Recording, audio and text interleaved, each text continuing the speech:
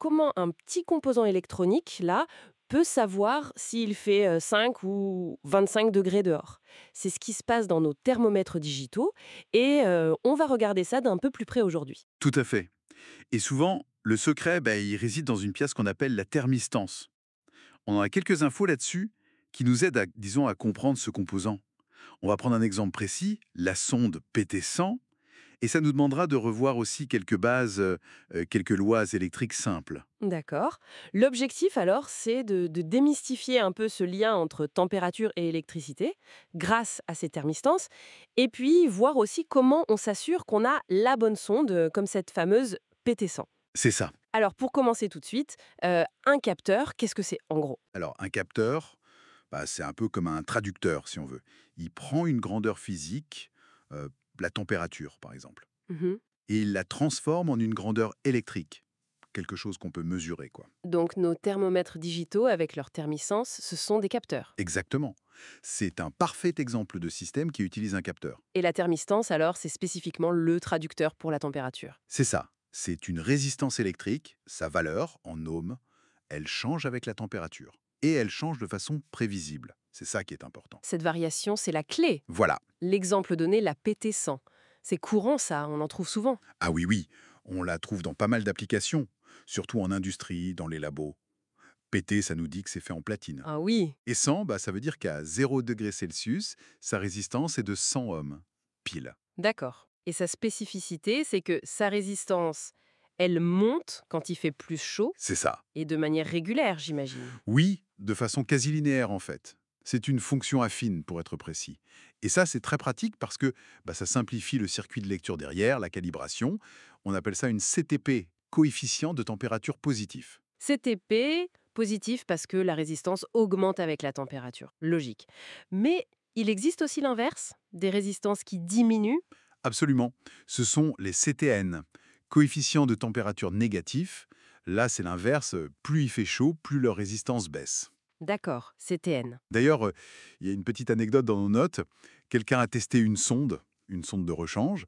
En la chauffant un peu, hop, la résistance chutait. Ah, Conclusion immédiate. Ce n'était pas une PT100 qui allait CTP. C'était donc une CTN. malin. Un test simple et efficace pour les différencier. Bon, maintenant on a une résistance qui change, c'est bien joli, mais comment on lit ça? Concrètement dans un circuit. Alors là, on fait appel à l'électricité de base. Vraiment les fondamentaux. Pour utiliser cette variation de résistance, on l'intègre dans un circuit et on applique la loi d'Ohm. Ah, la fameuse loi d'Ohm. Incontournable. C'est elle qui relie la tension U en volts, la résistance R en ohms et l'intensité du courant I en ampères. U égale R fois I. On la voit partout celle-là, hein. Et les fondamentales, oui. Alors, comment on fait? Soit on mesure la tension aux bornes de la thermistance, Avec un voltmètre. oui, un voltmètre, branché en dérivation, donc en parallèle, ou alors on mesure l'intensité qui la traverse. Et là, c'est l'ampèremètre. Exactement. L'ampèremètre, lui, on le branche en série dans le circuit. Donc en connaissant l'une des autres grandeurs, souvent une tension ou un courant de référence dans le circuit, on peut déduire R. Ou alors, encore plus simple, mais ça demande de couper le circuit, on mesure R directement avec un ohmmètre. D'accord. Circuit éteint ou composant isolé. Voilà. Et une fois qu'on a R, eh bien comme on connaît la caractéristique de la sonde, si c'est une CTP ou une CTN et sa courbe précise, on en déduit la température. Et c'est cette résistance, enfin cette information qui est traduite en degrés sur l'écran du thermomètre. Tout à fait, il y a un circuit électronique derrière, souvent un petit microcontrôleur, Mhm. qui va lire cette valeur de résistance, faire le calcul inverse à partir de la courbe de la sonde et afficher la température en degrés 106 ou Fahrenheit. Et c'est là que les lois sur les circuits série ou parallèles peuvent être utiles pour concevoir le circuit de mesure le plus adapté. Par exemple, un pont diviseur de tension. C'est classique. C'est fascinant de voir comment un phénomène physique aussi simple finalement Oui, la variation de résistance, peut être capté et transformé en information numérique. c'est toute l'élégance de ces capteurs, oui.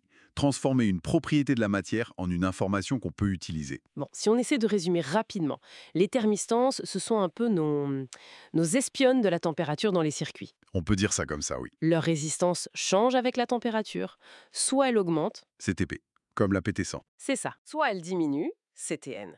Et grâce à la loi d'Ohm et aux bons appareils de mesure, on peut lire cette résistance et hop, connaître la température. C'est une excellente synthèse. Et ça nous amène peut-être à une question pour aller plus loin. Ah oui, Maintenant qu'on connaît ces deux types, CTP et CTN, avec leurs comportements opposés, dans quelle situation on pourrait préférer utiliser l'une plutôt que l'autre? Quels seraient les avantages spécifiques, par exemple, pour, je sais pas moi, une alarme si ça chauffe trop haut, ou au contraire pour mesurer des froids intenses, ou juste pour un thermostat d'ambiance? Bonne question. Quels avantages chaque type pourrait offrir selon l'application finalement? Intéressant à creuser.